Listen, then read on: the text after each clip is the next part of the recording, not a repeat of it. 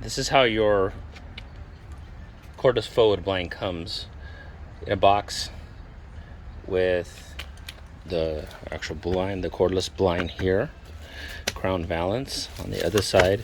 Inside is going to be your wand, so your wand right there, and then also have your hardware packet. It says it upside down, but your hardware packet. It's going to include a couple brackets, center supports, also 2 sizes of returns, which are going to be for outside mount and also inside mount returns.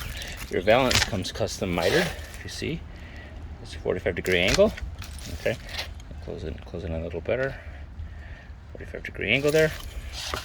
And then the smaller short returns that are in here, are available. So we got the outside mount returns and then also inside mount returns, plus how-to instructions right here that you can check out one of our videos.